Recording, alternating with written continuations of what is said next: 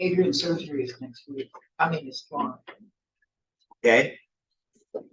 All right. Well, hopefully everybody's gotten two handouts, and one is the overview of the class for the next 13 weeks. One of those weeks is Thanksgiving, and so on Wednesday night we'll have a devotional instead of this class. But I'm going to have 12 classes. Now that seems an awful lot, and I hope that nobody gets really bored with all the classes. But let me just tell you that we were on this trip, which was actually 3 trips combined, for 34 days, 5 weeks, basically, 1 day short of 5 weeks. We left on May the 23rd. We came back on June the 26th. And so every day we took several hundred pictures. And so I had over 7,000 pictures to try to sort through. And I like to put them in PowerPoint so I can control them better than just otherwise. In any event, it's taken me some time to edit those, and I only have the first 5 lessons done. I've got 7 more to do. That outline is subject to change. It may be that we'll not take 3 weeks to do the 7 churches of Asia, because some of them only have a couple of paragraphs in Revelation. We'll just see how that goes. They're all ruins, so it's not like you're seeing something that is like it was back at the time that it happened. In any event,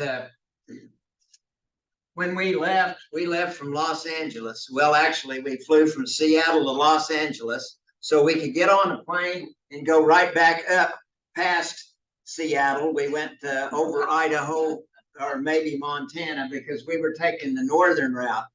The shortest distance between 2 points is a straight line, but when you have a curved earth, you have to recognize, you see that New York is down further south, and so there was no need to come down to that and go straight across. So they go what they call the polar route, although we're not going over the pole, obviously.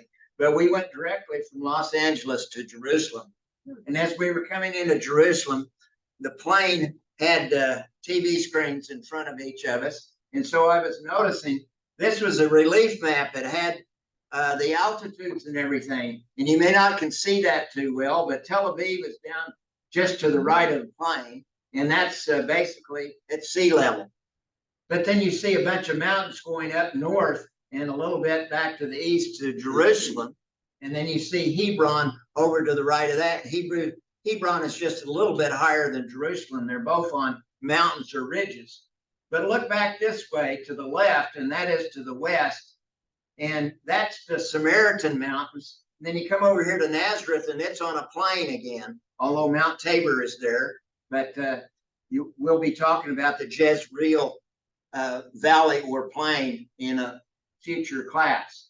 But you notice there's the Sea of Galilee, and there's the Dead Sea. And as I've already told you, and I'll probably tell you several times, both of those are below sea level.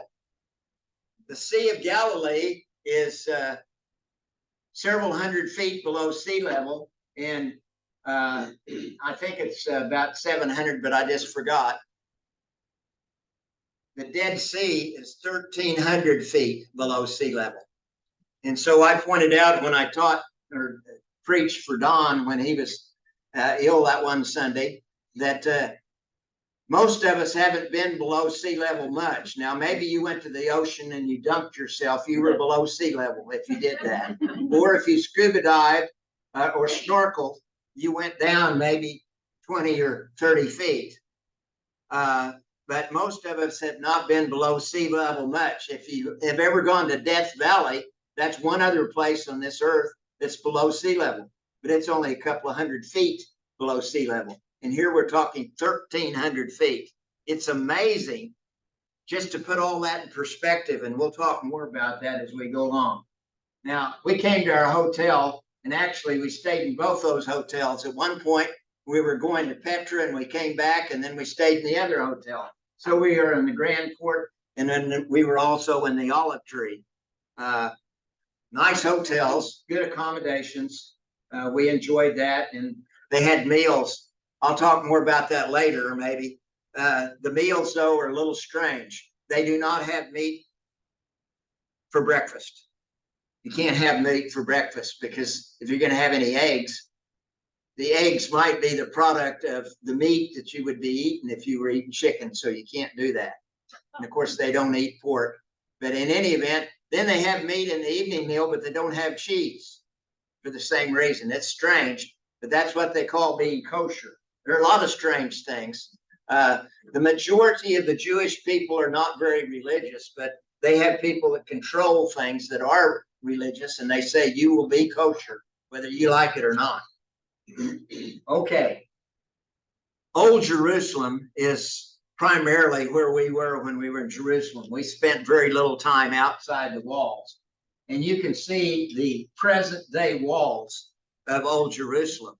Now, those were built in 1500. They were not what existed at the time of Christ. But right there, there's 7 gates. One gate over to the extreme east is not open now. So there's 6 gates that are open. And Donna and I went through all of them but one during our time there just to explore. Here's what it looked like, though, at the time of Christ. And there's the Temple Mount, and there's the temple. And the walls came down. You see the city of David there? The walls came down and took in the city of David. You see the pool of Siloam down at the bottom? We'll talk more about that in a minute when we look at Hezekiah's tunnel. That was within the city walls. Those walls don't exist any longer. And there are some other maps that point out that things are different now. And I already showed you the other. But I want to focus on the centerpiece, if you will, of Jerusalem. And so when you go to Jerusalem, most people are going there as tourists because they want to see something about Bible days. Well, there are lots of things that aren't like Bible days, and there are a few things that are still like Bible days. But in any event, there is the famous scene of Jerusalem. And what are you seeing in the back? You're seeing what's called the Dome of the Rock, which is a mosque which has existed since the 7th century AD. And we'll talk more about that as we go along. But we're standing on the Mount of Olives. There's a more close-up picture. You see the wall there. And so that's the existing wall today. And you can only go in one of the 6 gates, like I told you. But one day, Donna and I decided we were going to walk and try to see the dome. We couldn't see it from our hotel. We had seen it as we came in, but we walked along and you could never see it. The walls hide it. You couldn't see it until we got clear around to the other side, to the west side. Or I'm sorry, the south side. Whoops. I didn't mean to do that at all. I apologize that I'm not adept with this. I thought I only hit it once. Let's try to get back to where we were supposed to be, because there's quite a few things I wanted to tell you. Can you flip me back some? Or whatever. Okay. We're there now. Okay. This is at the Israeli Museum in Jerusalem, and it is a scale model of the city of Jerusalem at the time of Christ. And it includes a scale model of the temple. And it's pretty amazing to see. I did not take pictures of the whole thing, but that's certainly the Temple Mount area as it existed. Does anybody know what direction the temple faces or faced? That's up. I'm talking about the temple. It faces east. Okay. And the tabernacle, that tent that they had when they were coming from Egypt, always faced east. And so that's the way it faces. The Dome of the Rock doesn't face east. It faces, let me get it right. It faces south. In any event, we'll talk more about that. There's a picture that I got off the internet because it shows you an overview. You get a little more picture of the wall. The Temple Mount area actually got extended by about 50%, where the trees are, and coming back to the right was extended about the time of Christ by Herod the Great. And he had some unbelievable gates down at the bottom that they still exist, I'm told, but you can't see them. You can't get to them. But in any event, there's another mosque. You see the darker dome down there. But that's what's called the Dome of the Rock now area. And we're gonna see that in more detail in a minute. Does anybody know what that is? Okay. I've always called it the Wailing Wall. They do not call it the Wailing Wall anymore. They call it the Western Wall. I don't know why, but in any event, we saw this as we were going in to the Dome of the Rock area. And so I was pretty excited to see that, but we got to come back and see it again a little later. And so we'll do that as well. Okay. I'm sorry, I'm not doing a good job flipping this at all. I don't know how I can go 3 slides at one time. Entrance to the Temple Mount. You cannot go into the Temple Mount area if you're wearing Jewish religious clothing. And so you don't see Jews going there unless they're in regular civilian clothes. The Jews do control security, and you're going to see some pictures of guards that are Israeli guards. But it's actually up to Jordan to take care of this area. And Mohammedans have tried to say nobody can come into our area unless you're Muslim, but they fail to be able to do that. But they have prohibited Jews from coming in to pray religiously. There have been a few times that Jews have done that anyway. It's caused riots, literally, some fairly recently. Okay, inside though, this is a model of Mount Moriah. And it is there so that you can see that it looks a little different. I thought I had that slide further down, but we're going to go ahead and look at it since it's up there.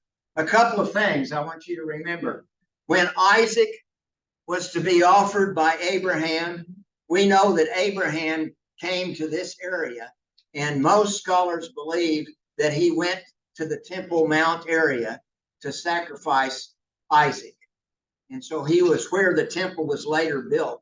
What most believe, although Genesis 22:2 doesn't specifically tell us that. It does tell us, though, that he went to the Salem area, which was right near Jerusalem at the time. And then 2 Chronicles 3 verse 1 tells us about David buying the property that the temple was later built on. You remember that he bought the threshing floor from the Jebusite? They offered to give it to him, and he said, I would not take it, because if it cost me nothing, it would mean nothing. I'm going to buy it. So in any event, that's the Temple Mount area. So there's some historical events that are just really important. Okay, so now our guide, who's the guy on the right, he's taken that Temple Mount relief map that I just showed you, the study, and he set the temple on there in a box. They had this all built where you can show what it looked like. Okay, so there's where the temple was, facing east. We're looking from the south, from the bottom up. Okay, now that's the temple gone, and that's the Dome of the Rock. And you notice where the Dome of the Rock is? It's sitting right on top of where the temple was. And there's a rock in the middle of it that they say was the rock that existed at the Holy of Holies. But they don't let the public go in very often anymore. We didn't get to go in. They just don't want people in there. In any event, here we are up on the area, and you see there's some Israeli soldiers here. I told you you'd see some of those. And if we would try to come in wearing all black and a funny hat like the Jewish men do, they would not have let us in. That's looking back at that other, that's to the, I'll get it right, it's to the south side, that other mosque that I told you about. And I don't really know anything about that. You can't go in that either. But you see Israeli soldiers there as well. That's looking back toward the Mount of Olives, except you can't see because that wall is pretty high there. And they really don't want you strolling around. You're supposed to stay in groups. We didn't see lots of people, individuals around here. They were mainly groups that came in. And there's the entrance that faces south. And you see people are standing over there that's another group, and they're being told about this. That is gold.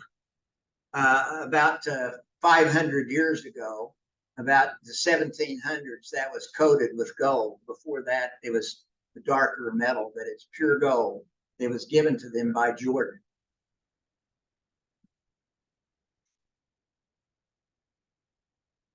Okay, that's coming down what would be the west side. And as we come down, we're going to turn left and go down some more steps, and we're going to go back to the western wall. And so there's the western wall again, but we're not ready to talk about that yet, because where we're going is off to the left here, which is, I'll find it, the rabbinical tunnel. Really interesting, because I never heard about this till I got there. There is a tunnel there.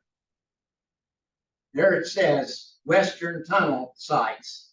And so they charge you an entry fee to go inside. And when we got inside, there was this slideshow presentation that showed us the southern wall, no, western wall, excuse me, the western wall, of what it used to look like when the temple was there.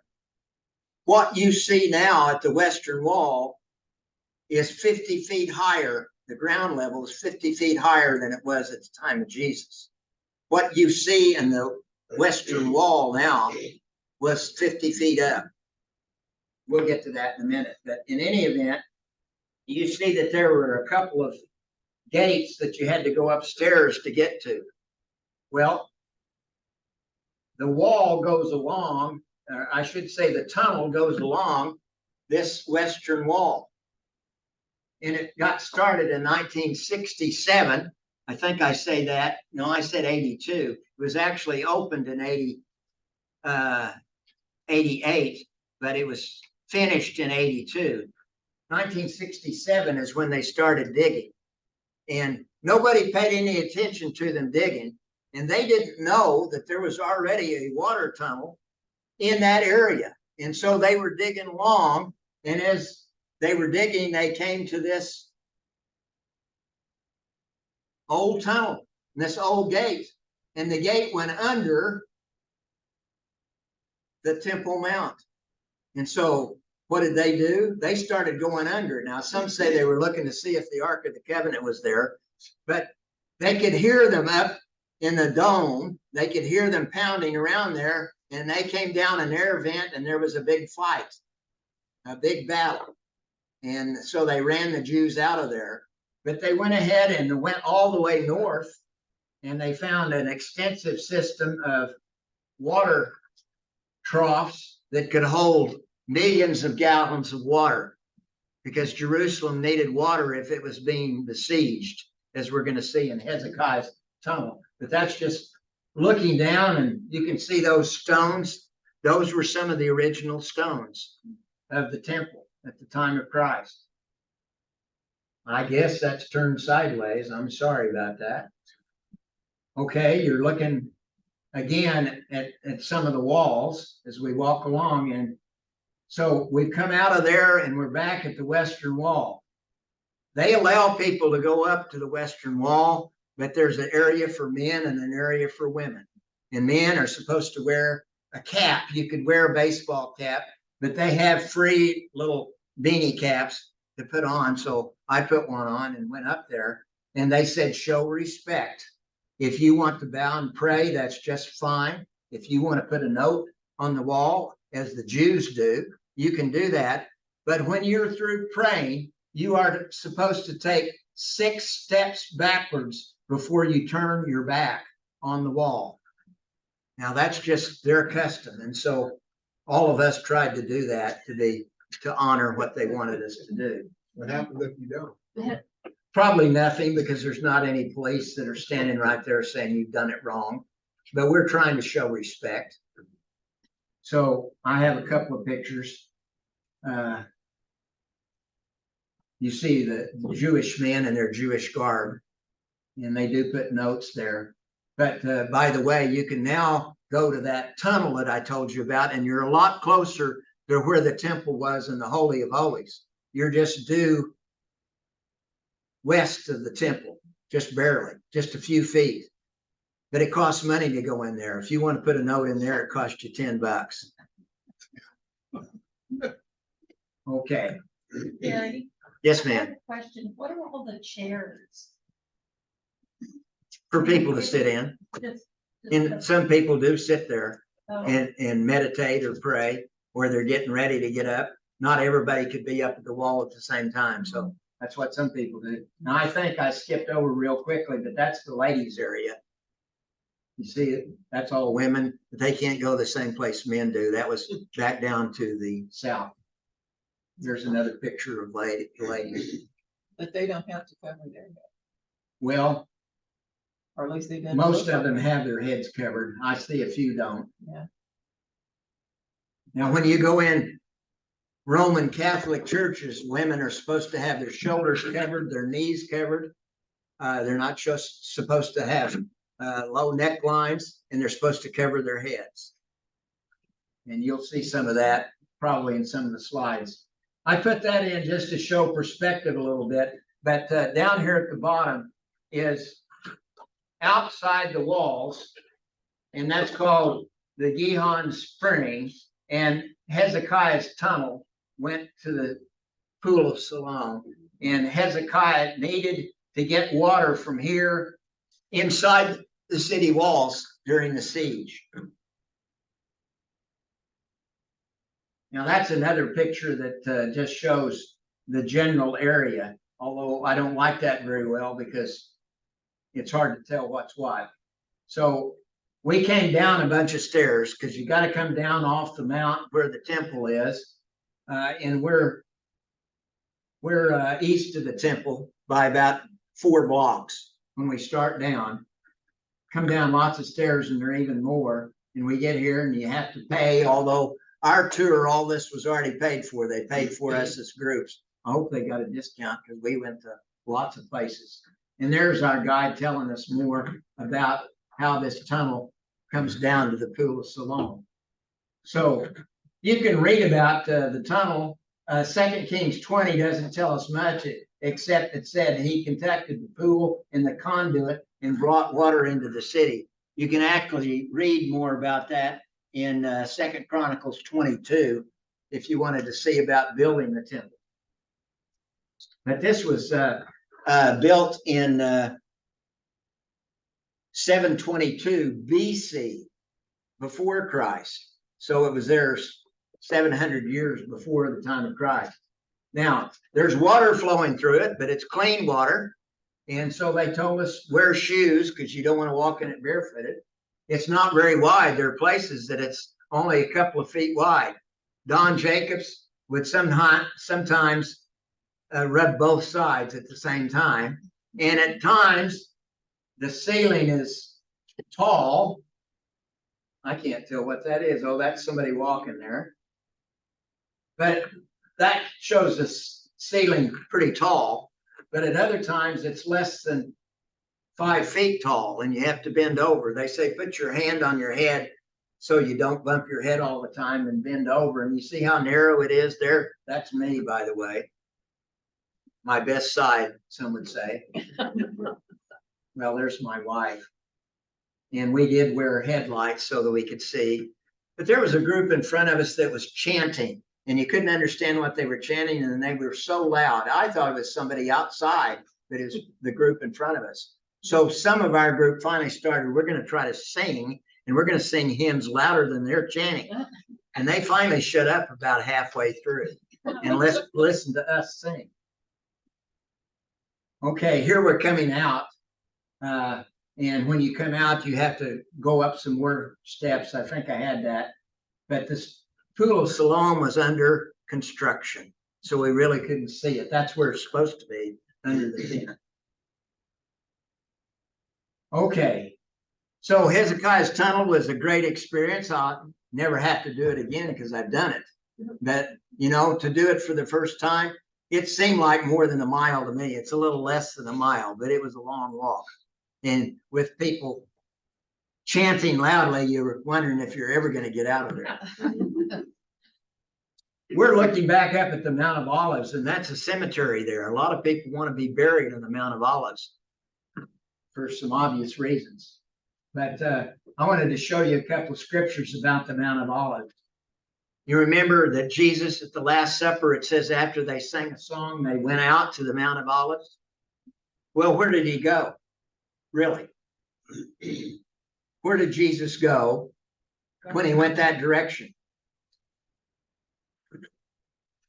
Gethsemane. Okay, I thought you all would know that right off the top of your head, but I've intimidated you a little bit. But you know what? The scriptures never call it the Garden of Gethsemane. In any event, here's another thing about the Mount of Olives. It was a way to get to Jerusalem. And so when Jesus was coming into Jerusalem, it says that he began his descent of the Mount of Olives. So maybe he was coming from Bethlehem or Bethel, that area, and he came over the Mount of Olives, and then he came down, as you're going to see, into this deep valley. That's kind of looking across the valley, but that's called the Church of Gethsemane. Gethsemane means olive press, and there was an olive press there. Most people think that there was a garden in the area too, and so we have songs that say, I come to the garden alone, but the scriptures only call it Gethsemane. In any event, when you go inside the church, they say that that was the spot that Jesus went to pray.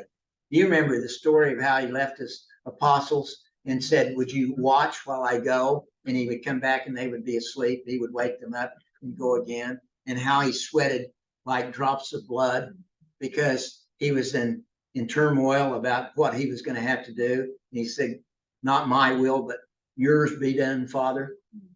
Well, this all happened in that area. Okay, so it says a place called Gethsemane, and I just kind of went over that.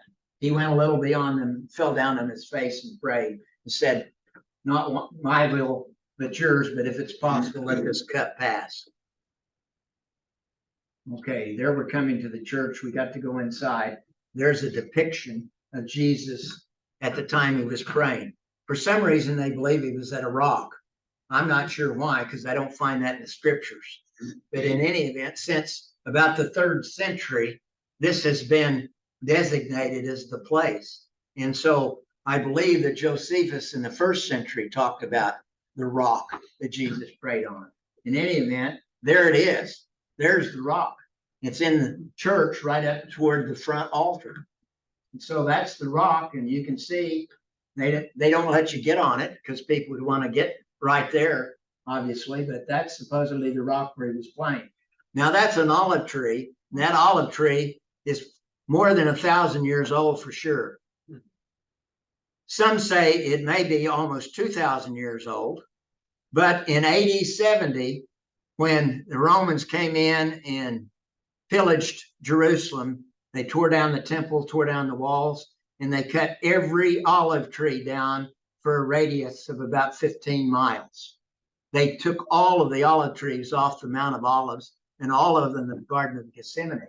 But the interesting thing is, if you chop down an olive tree, the roots will grow back. And so these are roots that are probably, they've tried to carbon date them at least 2,000 years old, the roots. So these are some of the trees that maybe were there at the time of Christ, but certainly close in time. I think that's pretty amazing. You can see that they're quite old and quite large. But that's the area that's called the Garden of Gethsemane by people now. Okay, this is the most famous gate, I guess. I'm not sure why it's the most ornate gate, but it's called the Damascus Gate. And if you were going to Damascus, Syria, you'd probably go out this gate. But our hotel was about 6 blocks from here. So we walked to the Damascus Gate quite often. And as you go through Damascus Gate, you come to the area that's called the Church of the Holy Sepulchre. And that's, some people say, the holiest site in Jerusalem. The reason being that most scholars believe that's the place where Golgotha was, where Jesus was crucified on the cross, and also where he was buried. And I'm going to show you about that, and I'll show you an alternative place. But this is that church. We're going to go in that door that was built back in the 1400s. So that door is like 700 years old. But I wanted to show you something. Do you see something underneath the tree right in the middle there? See if I can point to it. See what that is? That's a ladder. Okay, I'm going to show you again. Encircle it so you can see that that's the ladder. That ladder has not moved there since 1852. It's been there and it hasn't moved. And why is that? Well, there are 7 religious groups that take care of this church, and they all have to agree before they can do anything. So they call that the status quo. And the status quo is nothing gets done because nobody will agree to anything. Oh, they agreed to something really big in 2016, I'll tell you about in a few moments. But in any event, that ladder has not been moved all that time. The caretakers here are both Mohammedan people. They're 2 couples. One have the keys and the other opens the doors. And then there are areas that you can't go. I was walking along, it was just an open area, and the man said, go back, go back. And I just looked at him because I didn't know what he was saying. He said, you can't go here. And I was just walking somewhere that he didn't want me to go. So you have to be careful where you're walking. But you go through the door. This big door that I told you was built in the 1400s. And there's a stairway, and I tried to enhance that. It's still hard to see. I have another picture in a minute. It goes up. And the reason it goes up is because it's going up to what I'd call the 2nd story. But that's where Golgotha is, and that's where Calvary was, according to most people. There is a rock there. And so I didn't know that's what was up there when I went. And I didn't want to go the stairs because they didn't have handrails. And I have trouble getting up and down stairs if I don't have handrails. So Donna went up. And in any event, there is a stairway going up. And you get up there, and they say this is the area where Jesus was stripped of his clothing, and he was laying on the cross, and he was nailed to the cross.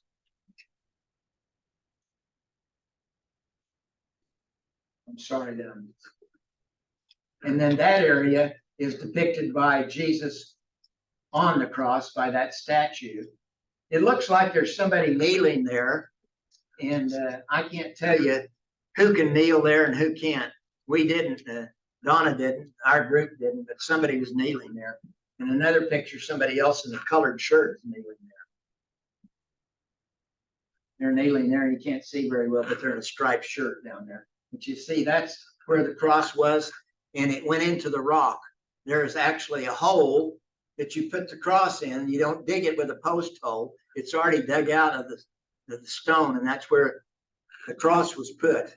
And of course, there were 3 crosses, so I guess there must be 3 holes there. That's the stairway coming down from the other side. And I stood down there and waited. And then all these people were milling around, and people were touching this stone, and I didn't know what that was. But that is called the stone of the anointing. And they say that's where Joseph of Arimathea and Nicodemus, who took Jesus' body and anointed it with oil, that's where they did that, was on that stone right there. And that's a few steps away from the stairway that just came down. And it's only a few steps away from the main dome of this church building. And that is the sepulcher where they believe the tomb of Jesus was. And so you can't go in it now, although they've taken pictures inside it. And there were a couple of little round windows that I tried to peek into, but you can't see much. But that's what it looks like today. But if any of you are readers of National Geographic, there was a whole issue in 2016. This was falling down. And I told you about the status quo, but all 7 groups agreed that it was going to fall down if they didn't do something. So they authorized workmen to come in and shore this up. And they actually went inside, and this is the top of the area where the tomb is. That's a marble slab there. And they removed that. There they are removing it.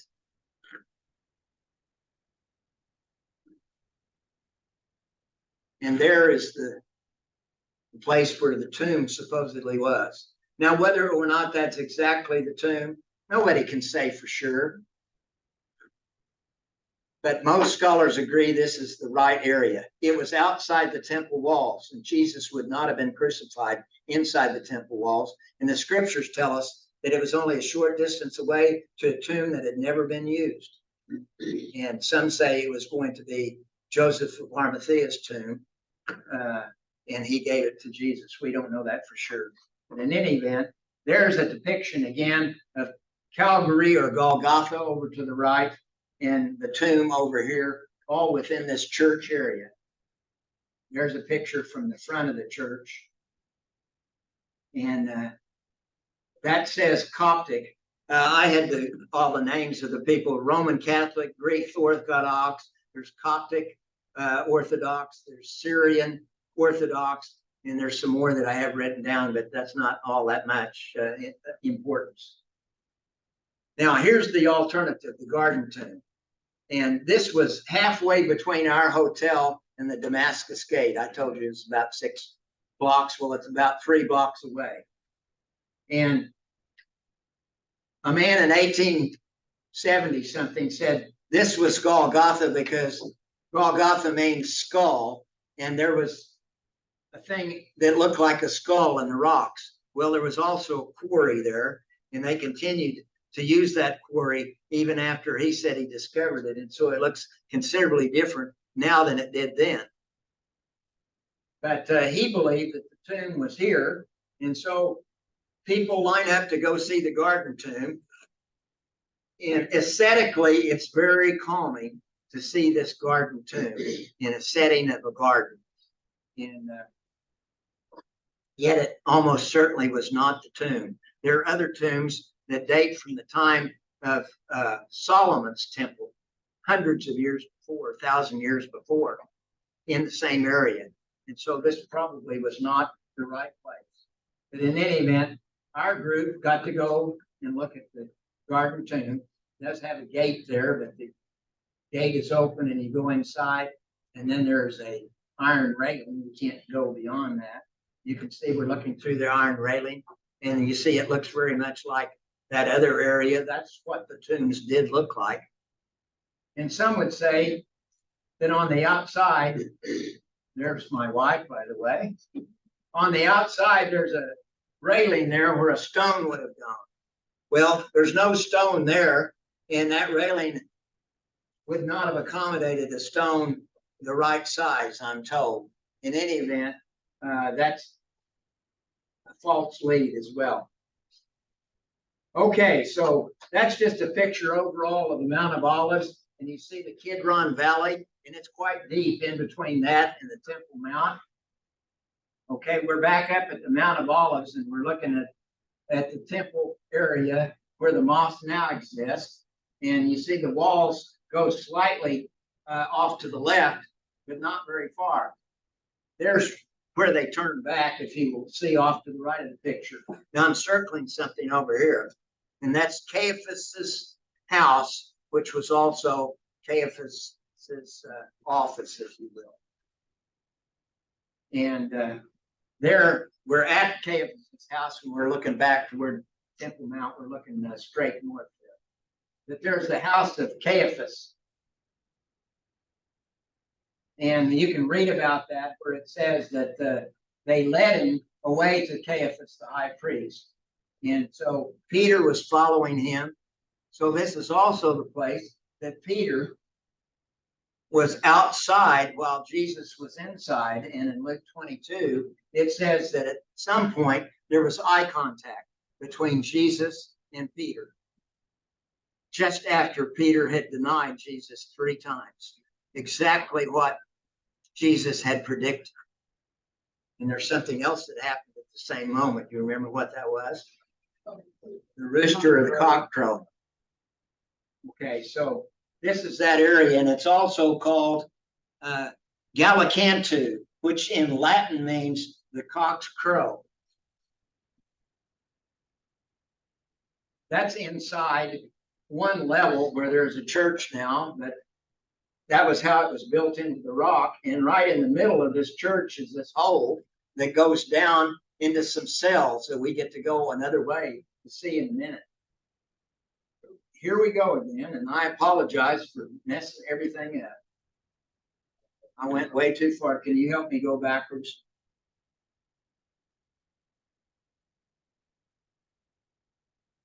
I don't have time for this, to be honest with you. This is ridiculous, and I apologize. We're in Bethlehem there, but we're going to get out of Bethlehem and get back here. I had some things to show you there. Okay, we're almost there. Okay, there's a statue of Peter denying Christ to the woman. And often the way he's looking would have been where Jesus would have walked by a doorway. I didn't take a picture of that doorway. If I remember right, it was closed and I didn't understand. Sometimes you figure things out after you're there. I apologize for that. But Donna got this picture, and there's the rooster up there. So the cock crowed, and Peter knew that he had denied Christ just as he had been told. This is a picture of Christ being turned over by Judas, the Garden of Gethsemane. And there shows he was scourged, whipped, and beaten. Down in this cave that I told you we were going to go to, there's still some of the places where people's hands were tied to the walls. And this is probably where Jesus was kept overnight. Whether or not he was tied up when he was there, we don't know for sure. But you see they have see-through walls there where you can kind of walk along this. And down in there, some people say that's the cell where Jesus was kept. And so people were worshiping down there. We didn't get to go down because they were taking it up. In any event, it points out here that although the scriptures don't say, most believe that Jesus was scourged. That's the 39 lashes at Caiaphas's house, even though he was later scourged again. And we don't know that from the scriptures for sure, but very likely. You know how weak he was when they were having him carry the cross? Well, he'd probably been scourged twice, and once was enough to kill a lot of men. In any event, there was another thing that happened later on. See Acts 5? You remember when Peter and John were first told, don't preach anymore? And they continued to preach. And then they put him in prison. And it said Peter had his hands tied, and he had two guards on either side of him. And yet those bonds were released, and the door was open. And he and John were able to just walk out of the jail. That's probably this jail, more than likely. I think that's pretty amazing. In any event, that's looking back toward the Temple Mount. The reason I took that picture is around the corner is a place that's called the Field of Blood. And that's where Judas threw himself off this, tried to hang himself.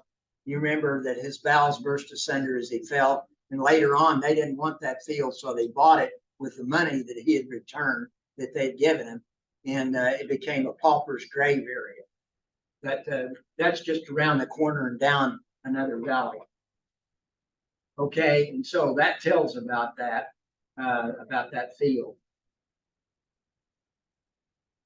You know, somehow we missed some important slides, and I'm sorry. I have to go back. I want to show you somewhere that almost certainly we know that Jesus walked. This is frustrating. Screen sharing is stopped.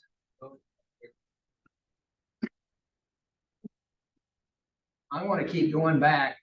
I didn't want to go to the beginning. Can you help me flip forward about 50 slides? That's the end. I'm sorry. And you know, we only have about 14 more minutes, so It's okay. I'm not going to get through it all, but we're doing the best we can. Okay, keep going, keep going, keep going. It's the steps that Jesus would have come up. Just about 3 more slides and we'll be there, I think, maybe 4. There. Okay. There's actually several slides here of that. See these stairs coming from the Garden of Gethsemane across the Kidron Valley. you would have come up those stairs to come to Caiaphas's house. And so almost certainly Jesus walked up those stairs. Those existed well before the first century, and they still exist. And so you can see they're not in the greatest repair, but Jesus walked on those steps. That's pretty amazing. That's looking down. Sorry I had to go back, but I thought that was important. Okay, so now we're going to Bethlehem. Bethlehem is only 7 kilometers to the south of Jerusalem. And you go over the Mount of Olives is the most direct way to get there. And what's Bethlehem important for? Well, a lot of things. Remember that David was from Bethlehem. After he killed Goliath, they said, "Who's your father?" And he said that his father was Jesse, the Bethlehemite from Bethlehem. And we know that Joseph was a descendant of David. And so when Herod declared taxes, he said, you have to go pay them where your ancestors were from. So Joseph had to go from Nazareth with his wife and young child to Bethlehem. And when they got there, there was no room in the inn. Well, the word inn is better translated extra room. And some of Joseph's relatives beat him there. So when he got there, there was no extra room except to go to the stables. And the stable was actually in a cave. In any event, here's the church where supposedly that all happened. And the little door is only about 4.5 feet tall, and it's right there. And the reason they built it that way is they didn't want anybody riding a horse through there. And there were lots of battles in this area. This church was not destroyed because there is a picture in it of the wise men, and they were wearing Syrian clothing.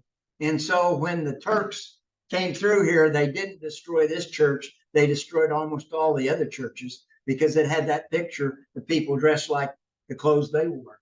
In any event, there's that little place again, and there we are going in to that little doorway to go inside. So we're in Bethlehem, and this church is from about 400 BC. So this church is quite old, but it was built overside. Actually, I think I put down here that it's built in 329 AD. I said 400, the 4th century, but it's 329 AD. And it was built by Constantine's mother. And she also built the Church of the Holy Sepulchre in 300 something AD. But where is it that Jesus was supposedly born? In a manger in a cave? Well, we couldn't go there because all those people, there were several hundred people waiting in line. And our tour guide said, if we go here, we're not going to have time to do some other things we're scheduled to do. So just get it off the internet.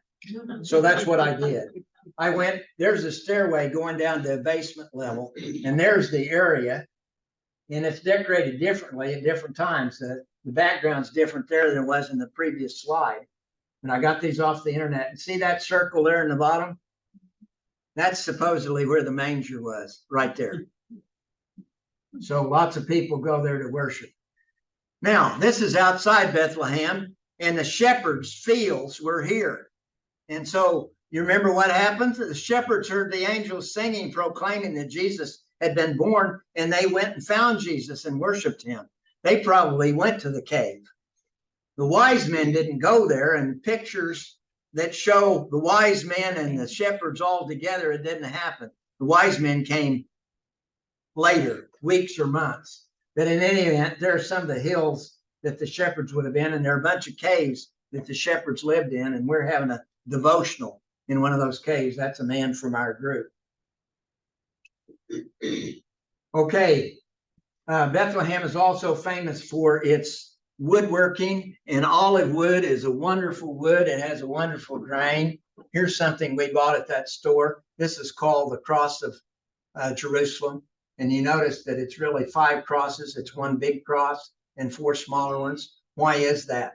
Some people say it's because of the 4 wounds to Jesus, 2 in his hand and 2 in his feet. But he was also pierced in the side, so that'd be 5. so I don't quite understand that. Others say it's the 4 Gospels that tell about Jesus. But in any event, that's widely used now. I had never seen that before, though. And you'll see some pictures of that other places. But look what they can do with wood. It's pretty amazing. This is just a little star that I brought just to show you how, well, it's a nice hard wood, and it's got a wonderful grain, and it's just beautiful wood.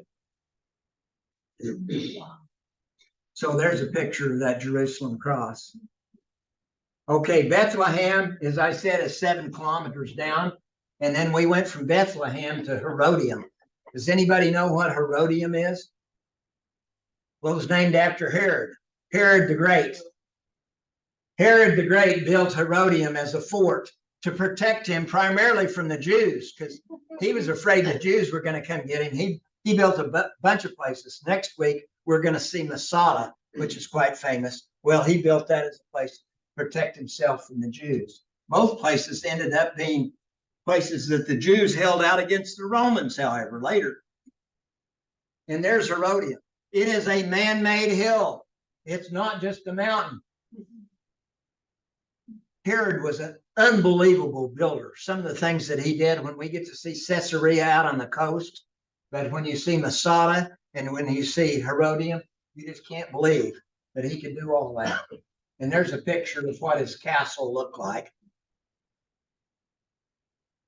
And there's another model of what it looked like.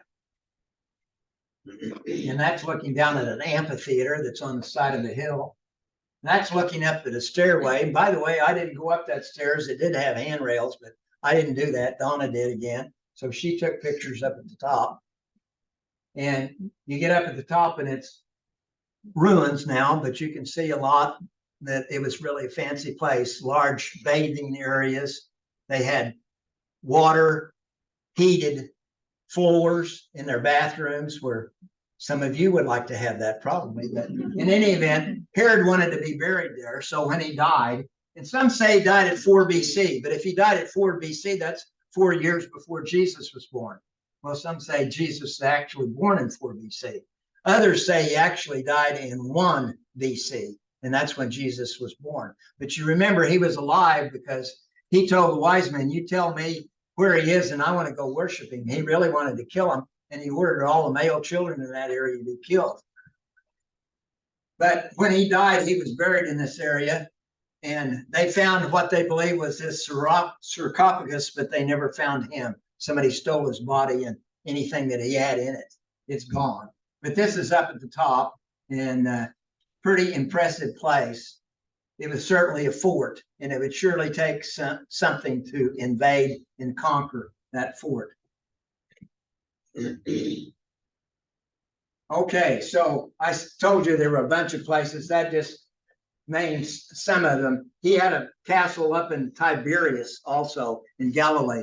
We're going to spend next week talking about Judah, and then we're going to spend 2 weeks talking about Galilee, which is the northern part of Israel.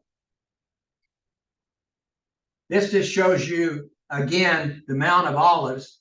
It's about 400 feet above sea level. But, you know, the temple wasn't the highest mountain around. The temple was not as high as Mount Zion, and it was not as high as Mount of Olives. But it's where God told him to build a temple, and it's where the threshing floor was. So that makes some sense when you think about that. That it was a flat area that would accommodate the Temple of Solomon being built and later being reconstructed after the temple was destroyed by, help me with the name there, Nehemiah. Okay, so now we're looking at the Church of Gethsemane and some other churches and looking up the Mount of Olives, and that cemetery is off to the right. There are just thousands and thousands of graves there. Donna and I saw this one day when we were walking before we actually started the tour. We didn't understand what we were seeing. We didn't know that that was the Mount of Olives, and I didn't understand why there were so many graves there. That's the Mount of Olives up the top? There are other things up there, and I never got to the top of that. I can't tell you what all's up there. But all that in front, the white, that's a grave? Those are all graves, yes. Okay, and there's the Kidron Valley. See how deep that is? And so Garden of Gethsemane would be right around those trees in that valley. And then Caiaphas's house would be about where I'm standing now in relation, this direction anyway. So I just took a few pictures. We're back at the hotel and we're going to try to wrap this up. We're going back through the Damascus Gate. And the reason is we wanted to walk around some more. Many of the streets are really busy, but Donna and I got to some streets that weren't all that busy at all. It's where people lived. And I like to go places like that. And you can just walk around and see they have stairs, but they also have ramps. They have some people in wheelchairs moving around. But they just go on and on and on, and they go off at odd angles. So you get turned around really easily. You think you're making a 90-degree turn, and you're turning 45 degrees, and then you get way off. We did that a couple of times. But there's the Damascus Gate. We walked up to the Herod's Gate. We went out the Lion's Gate. The Golden Gate is closed. The Dung Gate is by the Wailing Wall, or the Western Wall. We did not go in or out the Zion Gate, although we got turned around and got right to it once. We didn't go out it. We went in the Joppa Gate, and we went in and out of the New Gate also. Those are the 6 gates. And there we are just walking, and it's interesting just to see the area. So there's some of the gates that we went by. That was Herod's Gate right up there.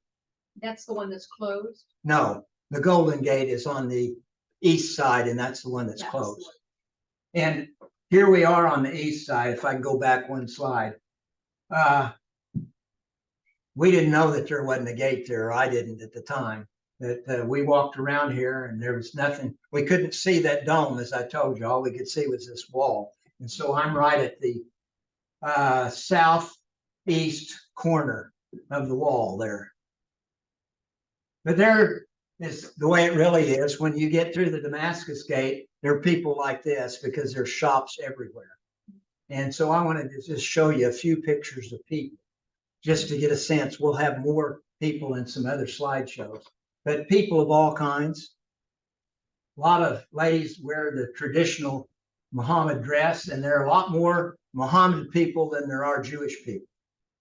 Jewish ladies, some of them wear headdresses as well.